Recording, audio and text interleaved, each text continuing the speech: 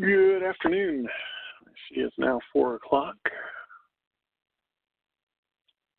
So welcome everybody to the 911 Grant Program Grants Tracking User Training.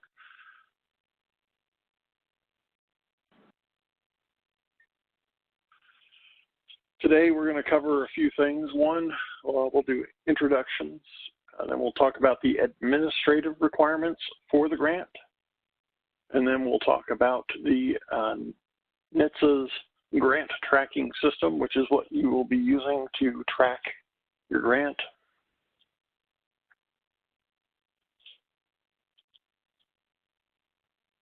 Lori. So good afternoon, everyone. My name is Lori Flaherty, and I am the coordinator of the National 911 Program at the National Highway Traffic Safety Administration, and I will be presenting the beginning part of this webinar today.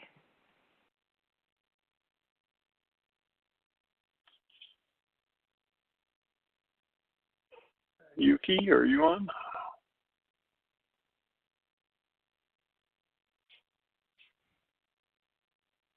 Okay. I believe Kate's doing the second webinar and Yuki's doing the third one, so she may be on but not speaking. Okay, so and my name is Gordon Van Auken. I am a contract support to the National 911 Program at the NHTSA office, and I'll be doing the second half of the training today. Lori, all yours. Thanks, Gordon. Just to review some administrative things before we launch into how to use the GTS or the Grants Tracking System. So this all started with the Next Generation 911 Advancement Act of 2012, which was the statute that authorized this grant program. It was actually Section 6503 of the Middle Class Tax Relief and Job Creation Act of 2012, which was Public Law 112-96. You can see there that the intent of Congress in creating this grant program or reauthorizing it was basically as an implementation grant program for NG 911 to assist local and state jurisdictions in their NG 911 deployment. If you were around when this grant program had grant money the last time, which was about 2009, the Act did broaden the eligible uses of funds to really match the evolution of 911 in terms of the technology. It also changed the match, and we'll talk about that a little bit later, and it provided a total of $115 million in federal funds to carry out the program. And I will tell you up front that 5% of those funds were retained to cover the cost of administering the grant program. Next slide, please. So the NG 911 Advancement Act also reauthorized the 911 Implementation Coordination Office, or the ICO. This is a joint effort between NTIA at the Department of Commerce and NHTSA at the Department of Transportation. We are absolutely partners in this effort. And in 2012, Congress reauthorized the ICO to do two things you can see on the slide there. First, to facilitate coordination and communication, among all of the public and private stakeholders that comprise the 911 community, and to administer this grant program. Next slide.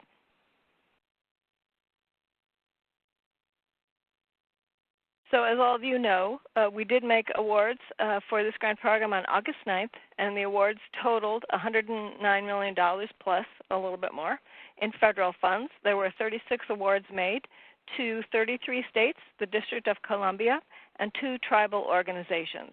And you can see there just some, interesting information with regard to the range of the amounts of those awards. Probably the most went to California. A very small amount of money went to Hawaii, with the median amount being roughly somewhere between $2 and $3 million, and using Iowa as an example. Next slide. This slide is actually a little bit out of date. So for those of you who did receive awards and who are on this call, there was an addendum to that award letter that we asked you to sign and return. Everyone has done that. So we thank you very much for making sure that you got those back in a timely fashion. And we're on to the next slide. Okay, these next few slides are important to review just in terms of the eligible uses and activities for the grant funding.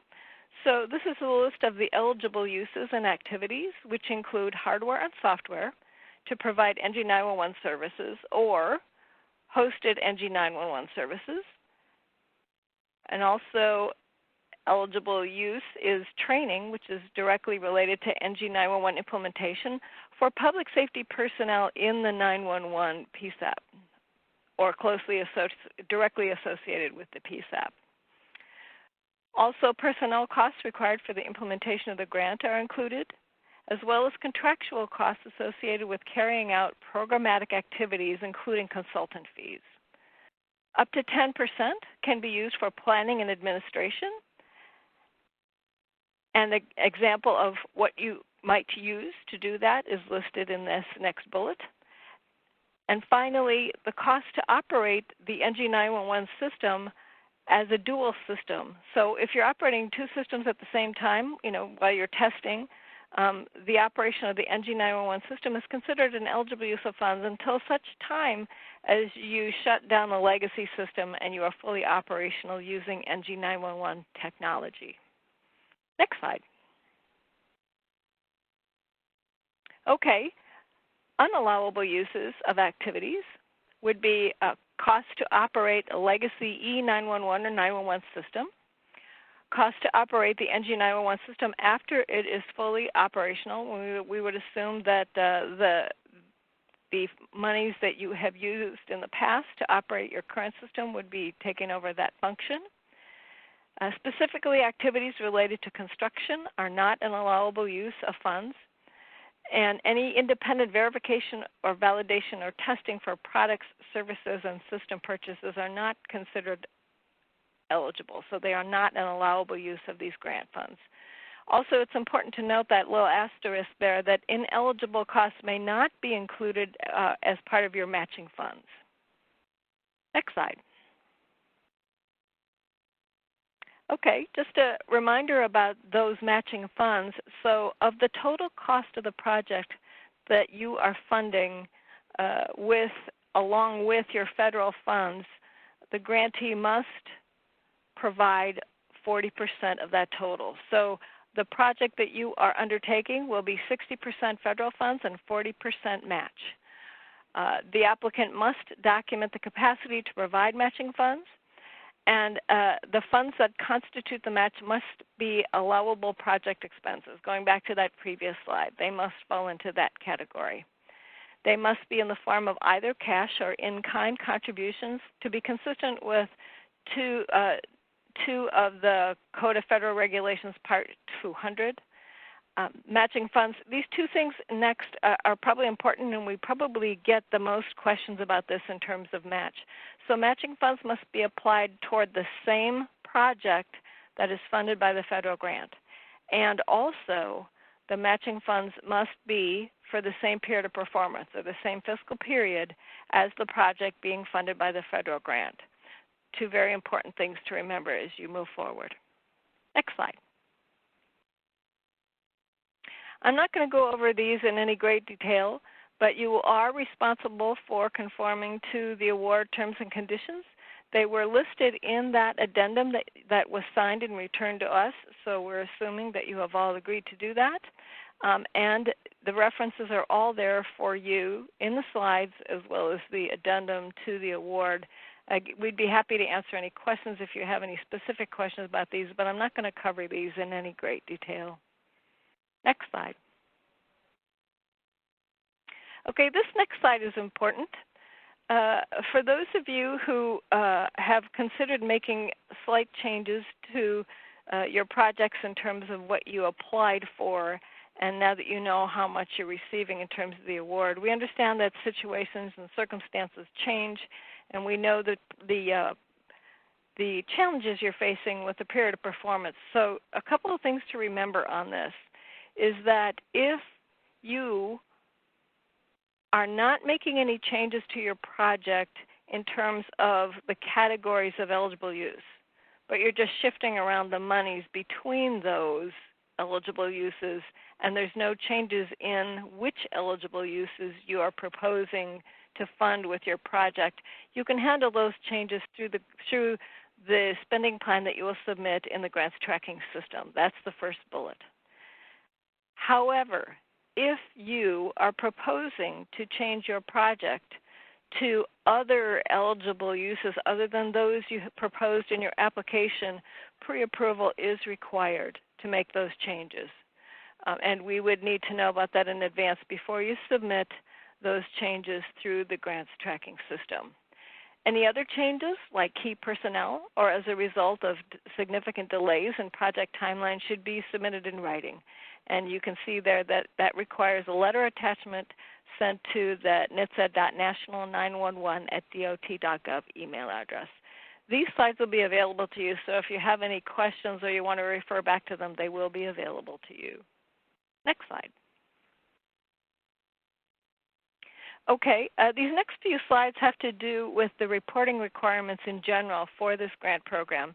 And we will remind you as these dates come up, and we will remind you of not only the when, but the dates, but we will also remind you of the what in terms of the forms that you are required to submit or the documentation you're required to submit to comply with the grant reporting requirements. So just to review them very quickly, the quarterly financial reports are due 30 days after the end of each quarter. And you can see the dates there that they are due. And as I mentioned before, we will remind you as they come up closer in terms of the dates. Annual performance reports are due 90 days after the fiscal year closes. So they'll be due by the end of the calendar year. And the closeout report will be due 90 days after the grant ends. In other words, the end of June at 2022 at the latest. And all of those get submitted via the email address. Again, we'll remind you as these dates come up, because I realize that they're a little bit off from where we are right now. Next slide. Yep, and just a quick question here. Somebody asked, are we sending out the slides to the folks, or are they being posted? I believe they're being posted, right? Yes, the slides, we will be archiving one of the 3 webinars that we're conducting, and it will be available to you on an ongoing basis. So you'll be able to refer to that as you sort of move through the grant process. Okay, moving back to the reporting requirements, I mentioned that there are quarterly financial reports that are due. There is a standard form 425 for those financial reports. For the annual report, that's just once a year, and we would really like you to focus on the metrics. And you can see here that we're looking for a performance narrative as well as performance projections, and there will be a form available just in terms of the suggested format for that report. Again, we'll remind you of this as the date comes closer. Next slide. Also, as part of your annual report, you will be required to certify, and that appendix, I believe, it was either in the final regulation or the notice of funding opportunity, but we will, again, make sure that you have those available to you because you will need to recertify annually that you haven't diverted any of your own surcharge funds in order to continue to be eligible for these federal grant funds. That was clearly stated in the statute, and it is something that we really have no choice about. But again, we will provide that to you as the date gets closer. Next slide. Just a reminder that the period of performance for this grant program ends on March 31st of 2022. So any right to incur costs will expire as of that date.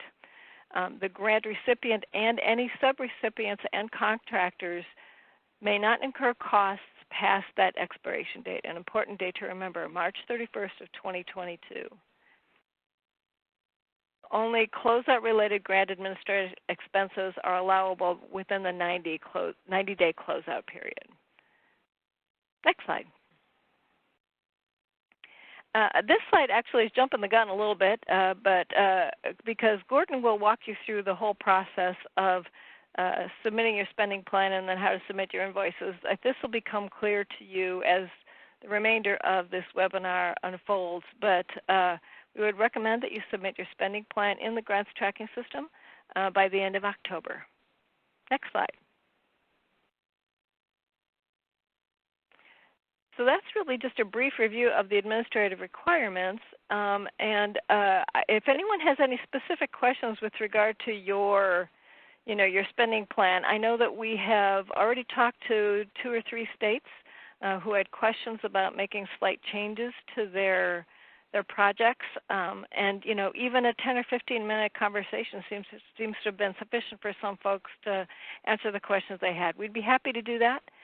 We would encourage you to just get in touch with us, and we'll try and set something up or answer your questions via email. Yeah, and now it's my time to chime in because I forgot to do this at the beginning of the call. But all participants have been muted when they entered the chat. Down below on the bottom, there's a bunch of buttons. There's one that says Q&A. If you enter your questions in the Q&A feature, we will answer those questions. So, if anybody has any questions.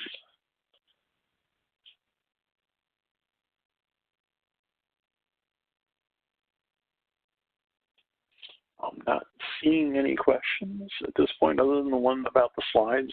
And you'll see that there's going to be several documents, like was already mentioned. They will be posted, and you'll be told where they will end up being posted, either in GTS or on the website.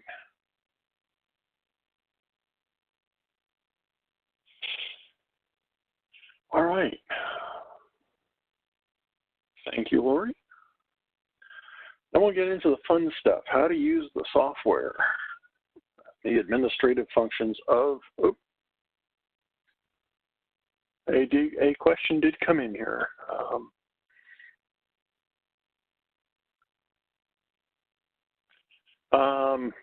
Yeah, I'm going to pass that off. Daryl, why don't you reach out to Lori offline for that question. So let's get back to the administrative functions.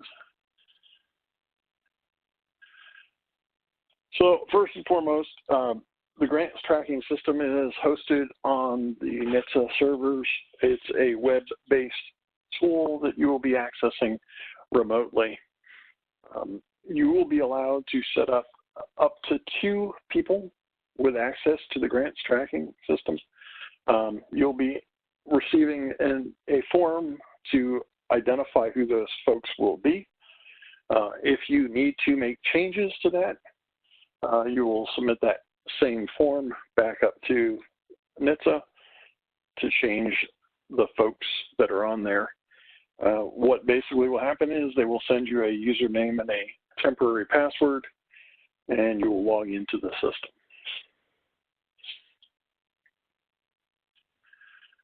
Once you get that email with your username, you will enter in on the website. You'll have the link to this website also. Enter your username, the password that's provided there, and down below you'll see accept the terms of the rules of behavior. You have to accept that to use it. That link will take you to what they are. This is a federal website, so it's fairly standard language of a federal website. And then click submit. First time you log in with that password, you'll come up with this temporary password alert. If you want to change it right away, hit yes. If not, remind me later or don't remind me. The important thing to remember is it is a 90-day temporary password. Don't forget to change it.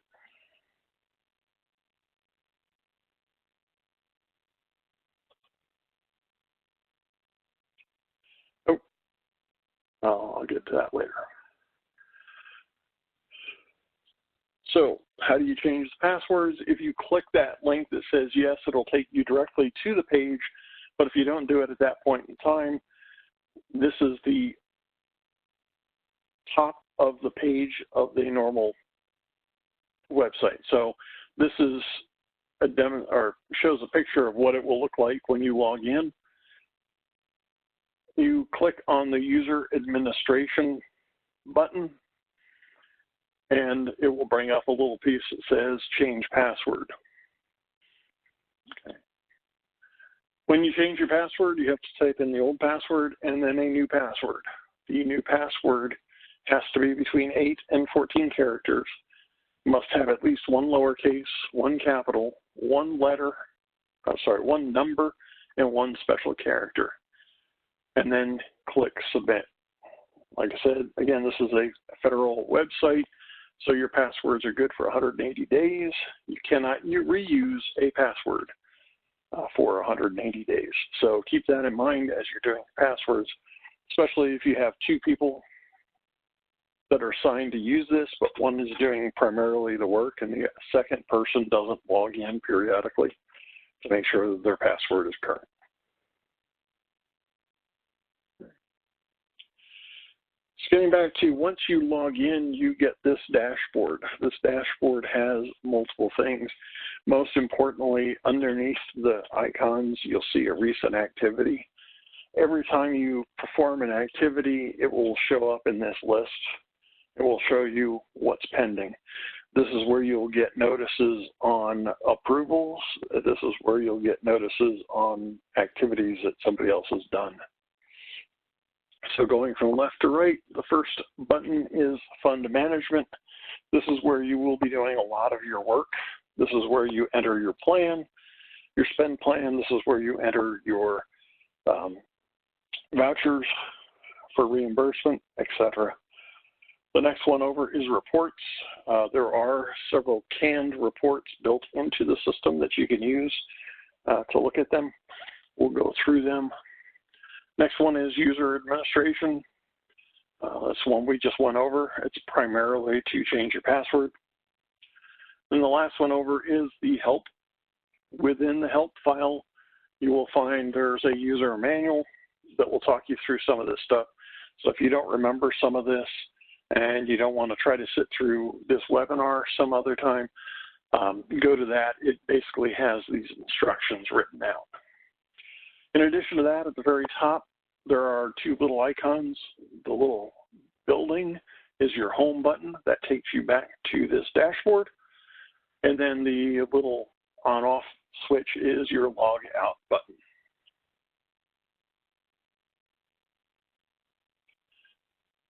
All right, we're going to start from the left to right. Like I said, the help page contains a user manual. It also has the email address for technical support. It's important to understand that the technical support help number is only for things like how the system is operating. If you got locked out, if you are having problems with it screen refreshing and stuff like that, they are only the technical support. They cannot answer questions about the grants.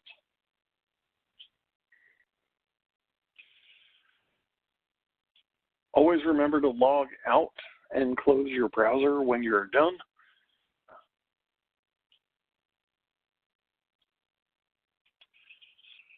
So here's a high-level plan or outline of what you need to accomplish here. The first step is that you have to enter a spending plan. This is the one that Lori was talking about, trying to get this done by October 30th. We'll talk about exactly how to do that later.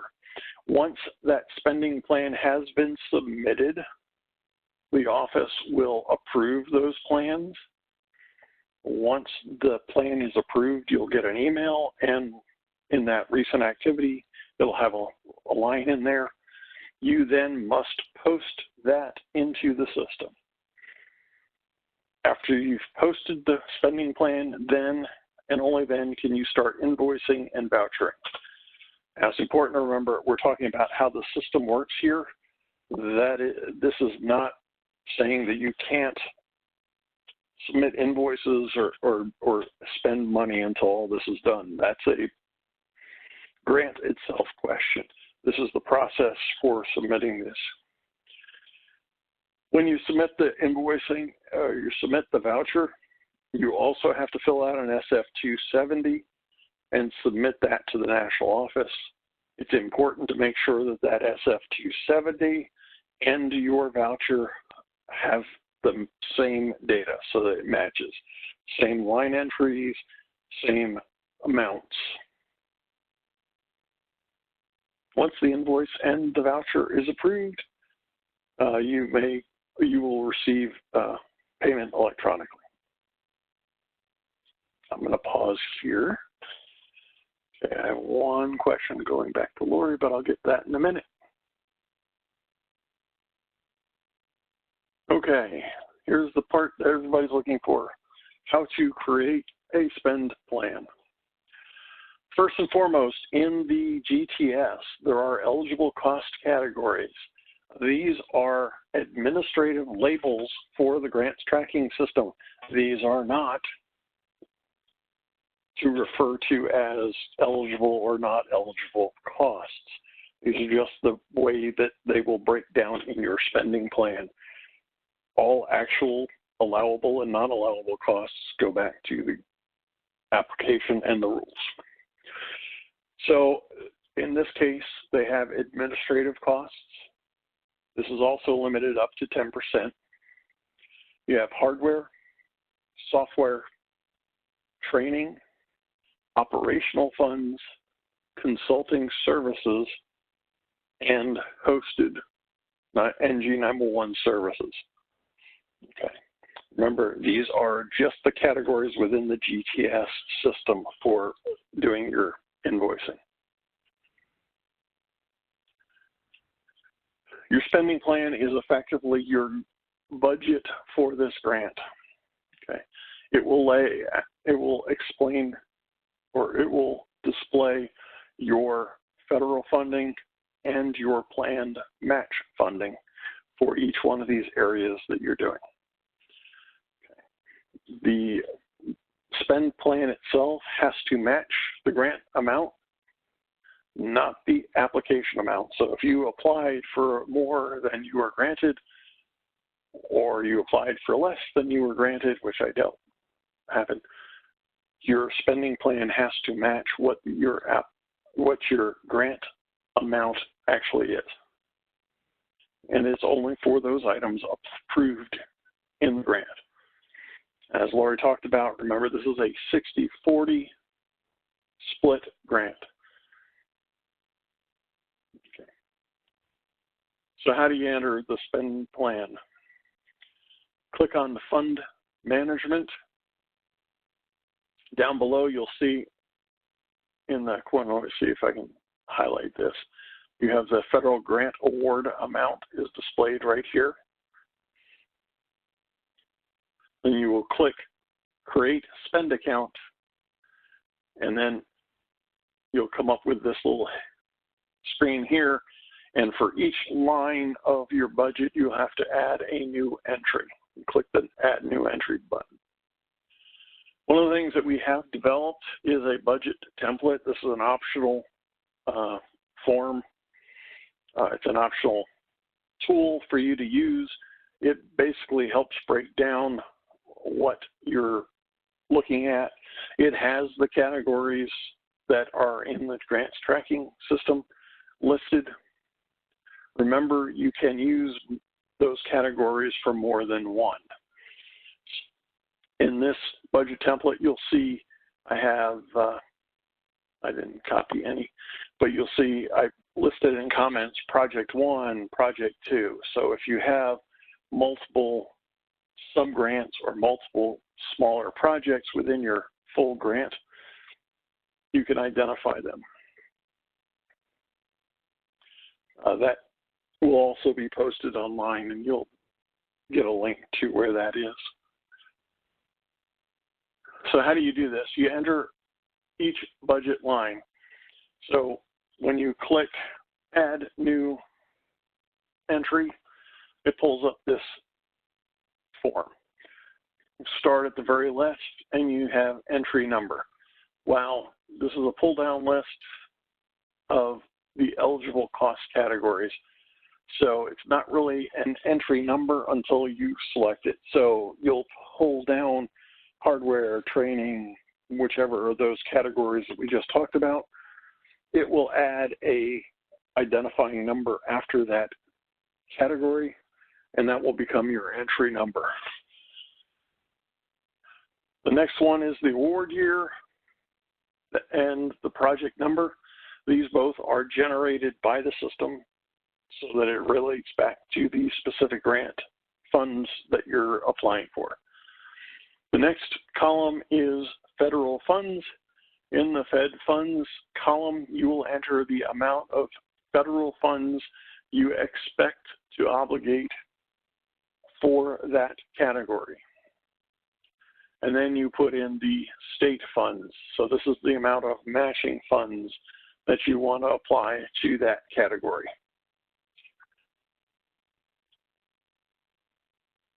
At the very end, there's a comments field. This is where we highly recommend that you put in some information, especially if you're going to add in multiple of the same category. So for instance, you're doing a GIS project and a CPE project, but they both are purchasing hardware. So you can put in hardware, the amount of money you're doing for the GIS, and in the comments field, list it as GIS project dash and whatever you're purchasing or whatever you want to say. If you're doing a sub-grant type project, you can say sub-grantee 1, 2, or however you want to categorize it, and then put a dash or a space and then explain what it is. This will come in handy when it comes time for vouchering, and you can remember, oh yeah, I remember that line item is for this. So we highly recommend that you use descriptive comments in here. They will show up when you start doing your vouchering later. Okay. One of the interesting things, or one of the important things to remember at this point in doing your budget, when you enter your first line, each line item is not required to be a 60-40 split. The total grant must be a 60-40 split. If you get to the point where you need to change or you're done, the delete spending plan button that is displayed down there will erase everything you have done. We caution you to use that if you absolutely have to. A better way to do this is to do one row at a time. So if you have an issue with a single line, you can go up and edit that line or delete that one line, and we'll show you how to do that next. So how to make changes in the plan. As you enter the information, the first little circle on the right-hand side will be a check mark. Once you click that check mark, it's accepted into the plan. Now it's not submitted, it's just submitted, so you can now add another line. If you need to delete that, you can hit the X, which will delete that entire line. If you just made a mistake in putting in the numbers, you can hit the little pencil icon, go into it, and you can make edits or changes to it. So if you made a mistake in spelling, or if you put in the wrong project and you want to edit the comments, you can do that. So you can edit each line all the way to the end. Or if you get to the very end and you say, oh, wait a minute, I made a mistake, you can go back and edit each individual line. Okay. Once you have entered all of your lines, you will verify your spending plan. At the bottom left-hand side, there is a button that says Verify Spending Plan. This will go into a check of the plan. Okay. It will list any critical errors that must be fixed or notices. So for instance, with the grant, it's a 60-40 split. You must provide at least 40%. If for some reason you happen to go 41% because of the math, that would be a notice. It says you're not matching the 60-40, but you have matched the allowable on the grant because it's at least 40% match. It's a good idea to correct all of the errors if you can. But like I said, notices are not required to be fixed. So here's an example. You can see, hit verify the spending plan. At the very top, it says verification success and the date and time. If there had been errors, they would have been listed here. Once you have successfully verified, you may submit your spending plan. You click on Submit Spending Plan. This will send the spending plan to the office for review. They will get the plan, they will review it, and then once they have approved it, you will get an automatic email and it will show the recent activity in your dashboard. You can click on the link in the email or on the link on your dashboard to take you back to the spending plan. And at this point in time, you'll hit Post Spending Plan. Once the spending plan is posted, you may then voucher against it. As Lori said, you can make some changes to it if the changes are allowable in grants tracking, or if you've submitted the paperwork already to the office and the office has approved it, you can go ahead and correct your plan. It's available, but always use caution when making changes, especially if you've already vouchered against the plan. Okay. It'll bring up your plan. You will then edit the plan line by line as you did before. Once again, it's highly recommended that you don't delete the spending plan completely. If you have vouchered against it, it probably won't let you do that anyway. Go in, make any edits. You can add a new entry, move funds around as allowed by your letter to the office. And again, you'll follow the same process as before, where you will verify the plan, you'll resolve any of those issues, and then you'll submit the plan. Once the plan is submitted, it will then be approved, and then you can post the new plan. Okay. When you're doing this, make sure you don't change any values in the plan to less than what you have already previously vouchered. So this may come into play towards the end of the grant period. If you finish a project and you finish it under what you thought it would be, and you reallocate those funds to something else, this is how you would do that. Okay. I'm not seeing any questions popping up here. Oh, there it is. Is the spending plan required for the initial grant and for the supplemental grant?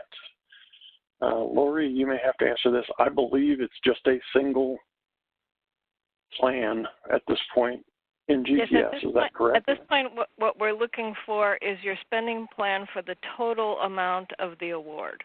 So it would be the combination of the initial grant and the supplemental, just that total. Okay.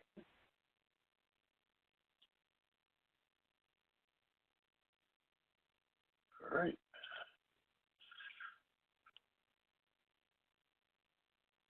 All right. So once your plan is approved and posted, you can start vouchering. So you can start requesting funds to be paid. So how do we do this? First off, vouchering is a transaction that allows you to submit electronically for reimbursement for the project expenses. All project vouchers must be submitted before the end of the grant period. Actually, I think that has changed. The spending plan must be approved and posted before a voucher can be submitted.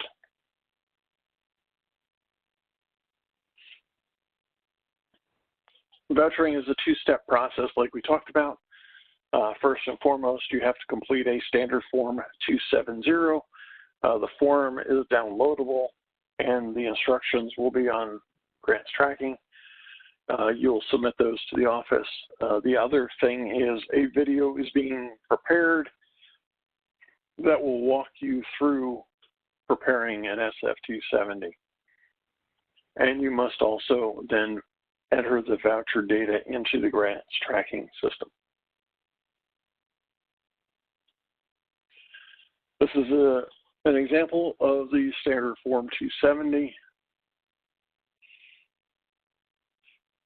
There are more pages than this where you enter in what you had spent in the matching funds versus regular funds. But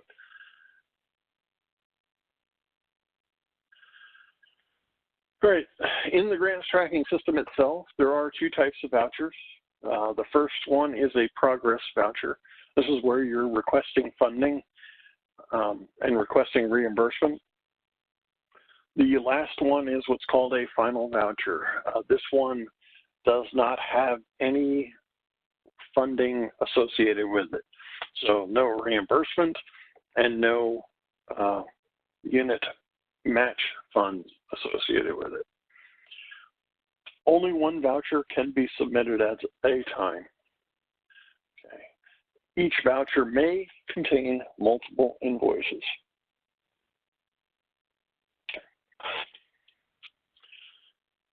So like I said, one voucher at a time. So if you have several different things, don't submit each one as a voucher because you will have to wait for this first voucher to complete before you can enter the second one. You can enter multiple things within the system for vouchering. Okay. Each voucher is posted and submitted individually and requires project number and the program in which the funds were expended. So we'll walk through that. You can submit vouchers for payment. You can submit vouchers for payment and matching funds, or you can submit vouchers for matching funds only. They're all entered the same process. Hope that makes sense to everybody. So the first thing you do is at the bottom of your fund management page, underneath your plan, there's a little button that says Create a Voucher. You will click on the Create a Voucher, and it brings up a form very similar to the form you used for entering the data into your plan. The first line, once you create the voucher, you add a new voucher entry.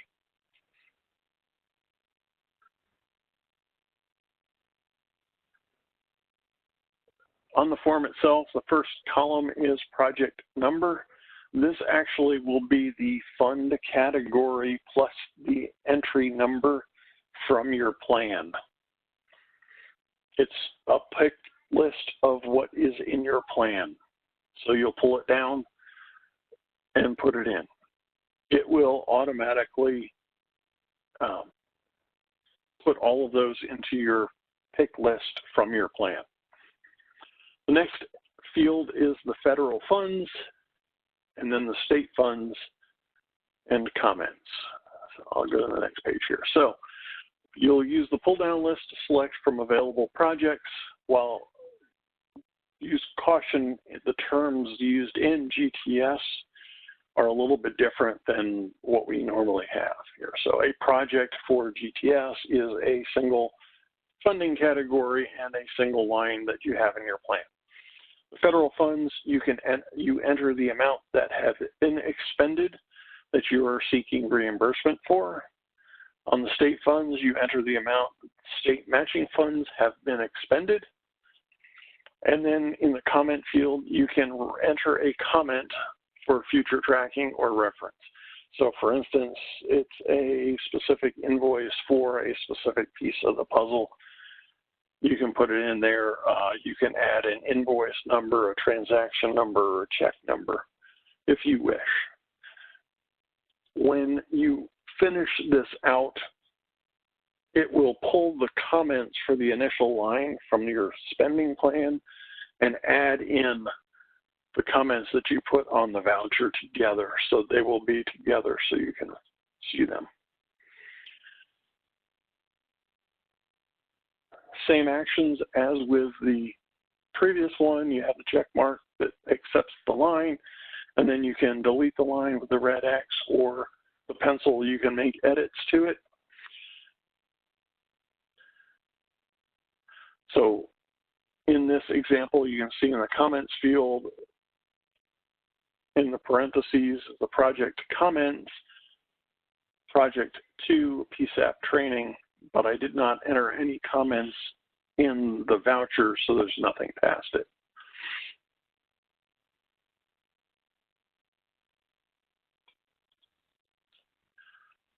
Just the same as the spending plan, once you've completed it, you will click Verify Voucher. The voucher will go through an electronic check, and again, it's a computer math check primarily. You'll see up above it says success, but you have a notice. The notice is the federal funds have not been fully spent. That is a possibility, especially in the very beginning. As you can tell, you can just ignore that notice. Any critical errors have to be fixed, but notices don't have to be fixed until the very end. Once you verify that, you're going to, critical errors have to be fixed. You can submit them with notice, but all of them have to be. Again, if you don't voucher in the proportions, you'll get a notice. But again, if it's a notice early on in the project, it's okay as long as at the end it matches. Okay. It's recommended that you track your expenditures and vouchers as you go. Some of the reports will help you with that. Again, once it's done, you'll submit that voucher. Same process, it goes to the office. The office will review that, approve that, and you'll get an email, and it'll show up in your dashboard as recent activities. Once that's done, you will post that voucher. Once that voucher has been posted, you may enter another voucher. All right. Any questions on vouchering? Don't forget to do your 270 in addition to the website. Gordon, this is Lori. I see that Harry had asked a question about the quarterly reports. I can answer that if that makes sense. To do that now? Oh, yep, you can. I was going to hold on to the end, but go ahead. Okay, so the slide showing the quarterly reports had a calendar year listed for when those reports are due. So they would be due April 30th, July 30th, October 30th, and then January 3rd. So they're due every 90 days on a quarterly basis. So the first financial report is actually due October 30th. I know that April 30th was the first one on the slide, but we were looking at a calendar year, not the start of the grant program, and the awards were made on August 9th. So that first financial report is due October 30th. Okay. Thank you. All right. So to reiterate, you first have to do a spending plan. It has to be approved and posted. Then you can submit your vouchers one at a time in the same format. At the very end of the project, for closeout, there is a step within the GTS, in addition to all the reports that you have to submit to the office, to close out, and that is your final voucher. Like I said, your final voucher cannot include any funding, or matching funds. So all of your federal funds and all of your matching funds have to be completed before you submit the final voucher. There can be no critical errors and no notices remaining, and only one final voucher is entered for the entire project. Be very, very careful with clicking final voucher, because this submits the final. This says we are done. Okay. When you click on it, it does not bring up a voucher form like before. You don't have a button that says cancel the voucher like you do with regular vouchers. Okay. Only click the final voucher once you have fully expended and vouchered all of your funds. Have I said that enough? There are no additional steps or back buttons. It is final. Okay. Final voucher is very, very last thing you will do. Here's the problem. Within your vouchers, there will be that little button in the top that says final voucher.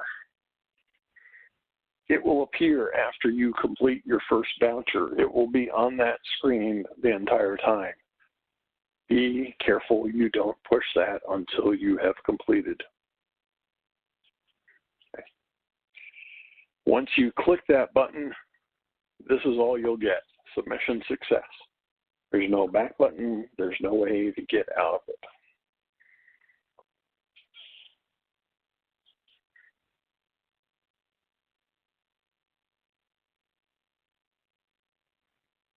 Okay. So getting back to, I have a question here, Lori, on that October fiscal report. They're saying that they're not going to have a spending plan entered by that time. Will the October fiscal report just say that?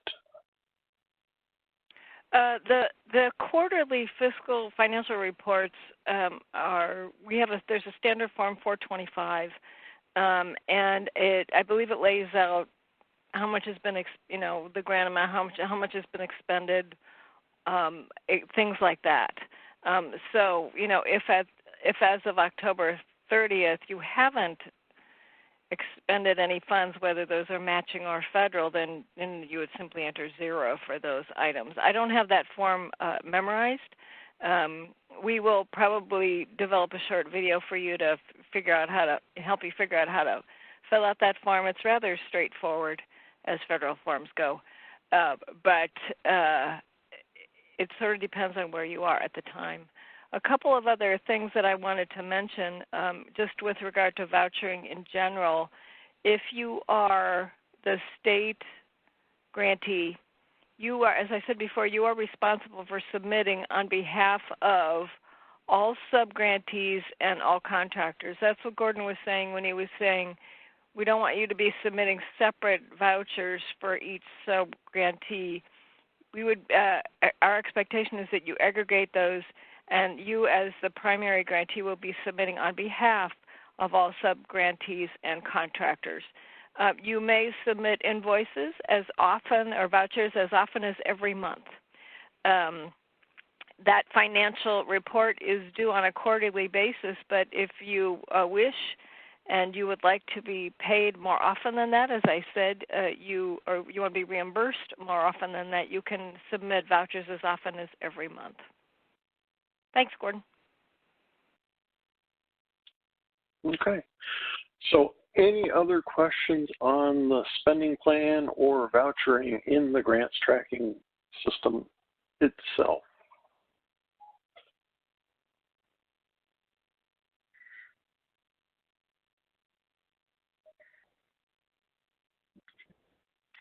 I'm not seeing any, so we'll get into these reports. These are the available grants tracking system reports that are available in the system itself. There are several reports. Each report can be exported as a PDF or in Excel format. Many reports are for specific transactions. In other words, you'll select a specific transaction, and it'll give you a report for that. Some of them you'll select a transaction, and it'll give you a summary up to that point. You're going to have to play with each report to see which one meets your needs as you go. In general, on your dashboard, there's a button that says Reports. This will bring up this page, and it lists the different reports and the available documents for that report. So you'll click on the Reports link. You'll pull down what kind of report you were looking for. You'll pull down what document. So if you want a report of your spending plan, you can do that. If you want a report of a specific invoice that you sent or voucher, you can do that. And then you select either a summary or a detailed report.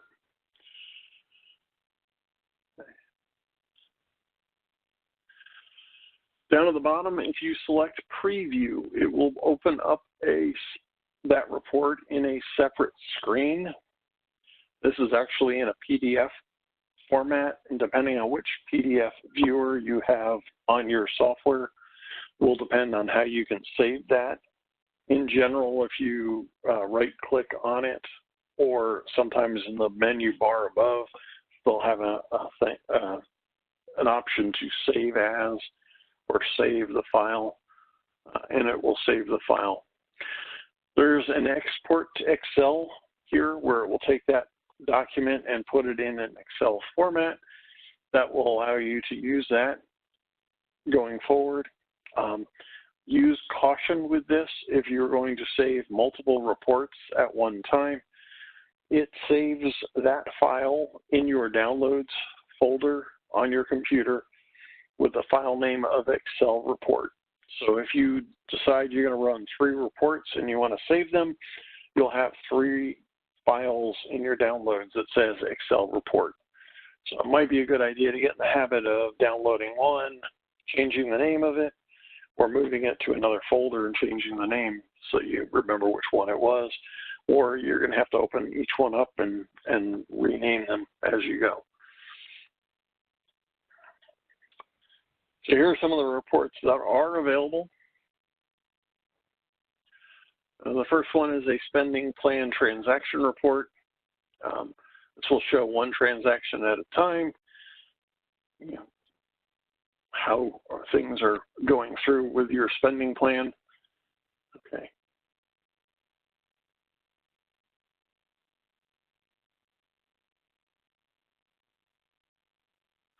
Next one is a spending plan summary report. This is a good one to just pull down and say, okay, what do I have in my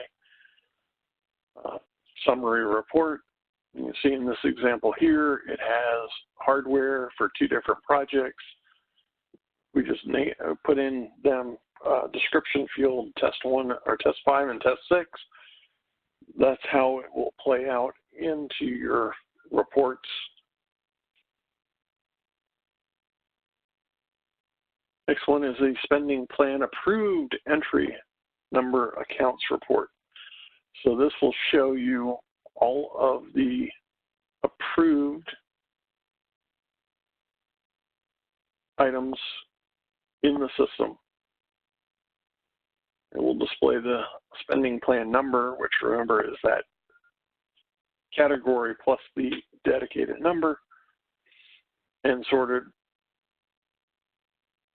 by the eligible funds category.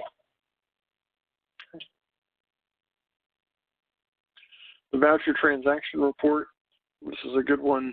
This is not cumulative. This shows you when you pull down, here is one voucher and what was submitted. It's a good way to pull down after you submit a voucher, you can have a record of it. This is a good example in the description. You see where the project comment was test 5, but in the voucher we said state only as the comment. This is how it puts them together.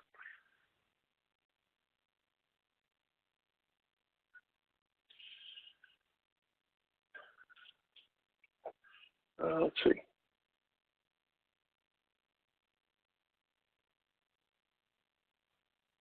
All right, Lori, there's a question in here. Grant funds are dispersed, okay, or when reimbursed. Correct me if I'm wrong. This is a reimbursement grant, meaning that each individual has to expend the funding and then request reimbursement.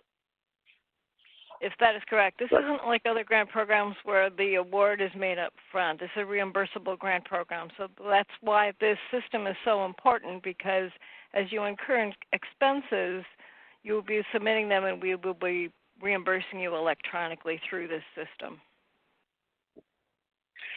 Yeah, and just so that folks know, the good part about this is it is done electronically, so it will help speed the process and prevent enter of the data. You are entering the data into this system, but remember the 270 and this has to match, or it may get rejected and you have to do it again. Okay. So yes, this is the reimbursement voucher report. You can pull down general summary of the reimbursement. This actually has a form on a signature line on the bottom. Don't know if that's usable at this point in time, but it is there. This is in line with one of your quarterly reporting forms, although it was built on an old form, so I don't know if the new forms are the same. But it will help you coordinate that. The status of funding and expenditures report. Again, this is has a line on the bottom too. It basically will just say here's how much is funded and what's been expended. It's a snapshot in time of the account. Shows the funding limits and the money left to be expended. The important thing is you have to select the last voucher submitted to get the most current data. Here's the spending plan match report.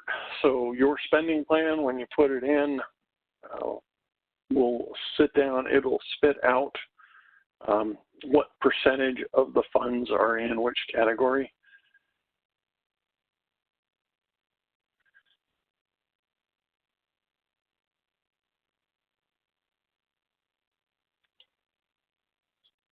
Next is a voucher match review. So it will show how much of the funds in a specific voucher are matching funds versus federal funds in each category.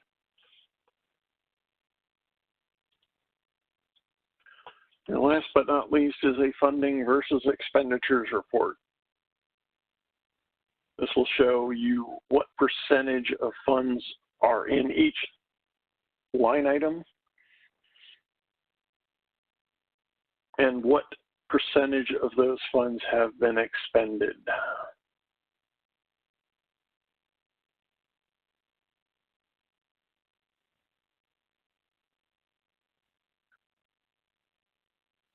Are any questions on the reports? And I'll be perfectly honest with you, you'll probably have to go through them and look to see which one is going to be most useful for you.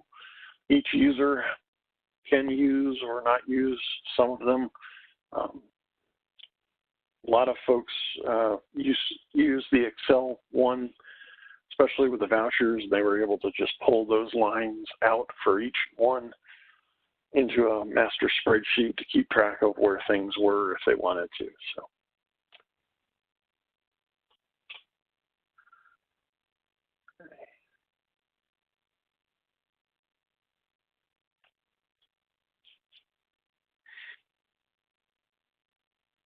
Okay. I'm not seeing any questions on the reporting. Some of these are the same as before. Here are some of the resources that are available to you as we're going through this. Like Lori said, the final rule and the application or your grant documentation really is what you can and can't spend the grant on. The grants tracking system is just the tool used to manage that. The user manual for the grants tracking system is, like I said, on the help page on the grants tracking system web interface. And then this webinar or one of the other webinars will be archived and placed on the web, and the SF270 video will also be placed on the web. The specific location will be sent out to everybody so that they have it, or it will be sent out to the registered user for the grant at this point. Keep in mind that to access the grants tracking system, you have to identify who your two primary users will be so they can be set up on the system. Lori, anything else on resources? No, as you said, in terms of next steps, we will be sending out what is essentially an Excel spreadsheet with the required information for the two people that each grantee would like to designate as the folks who will be submitting your vouchers via the grants tracking system. You can just send that back to us through the email address, and we will work with the GTS folks to make sure that accounts are established for each one of those folks so you have access. I'm sure you will have questions as you begin to use the system. Please feel free to get in touch with us if you have questions. We'd be happy to try and answer them for you. As Gordon said, there is technical assistance available for the grants tracking system, but that is only for the technical stuff. If you've got questions about, most of the questions that came up today were really grant questions, not GTS questions in the technical sense. Please, again, feel free to ask us any questions you might have with regard to how to use these tools effectively to get reimbursed, to track, where you are in the process, and figure out what your next move might be.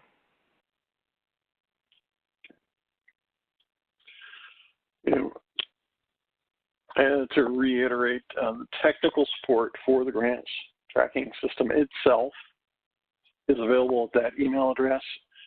They operate Monday through Friday, 8 a.m. to 4:30 p.m. Eastern Time. Again, those are only for questions about the website itself.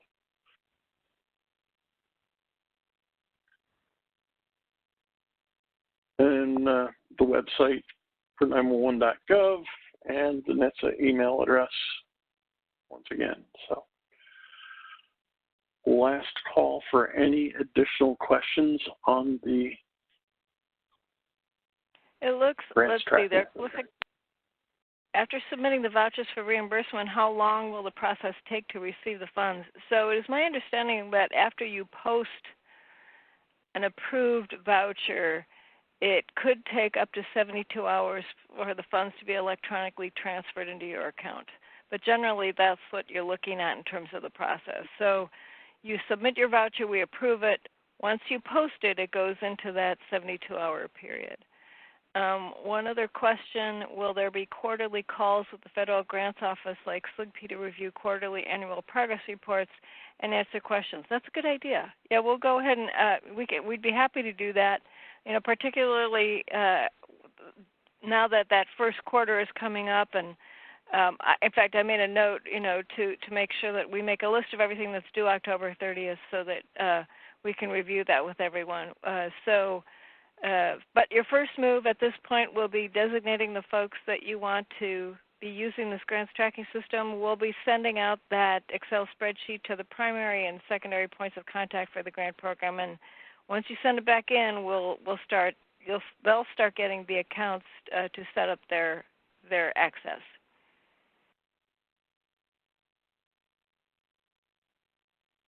How do we provide account information for electronic reimbursement?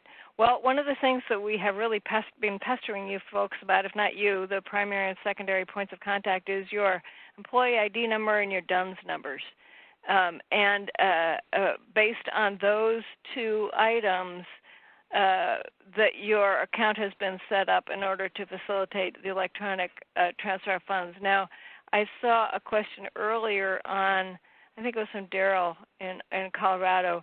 If for some reason you need us to do something specific with regard to your account, then again, let us know that, because we'd have to figure out how to make sure that we make sure the money goes to the right place. And if it's not the account that you gave us the EIN or the TIN or the DUNS number for, we would need to know that. So please feel free to get in touch with us.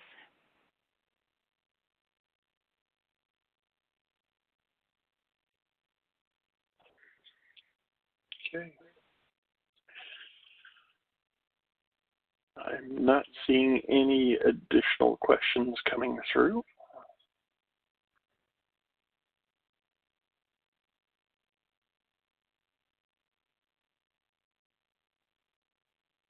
Give it a minute here. Okay. All right. Well, thank you, everybody, for attending. If, as always, if you have additional questions, like Lori said, reach out to the office directly. And thank you for your time. Thank you very much.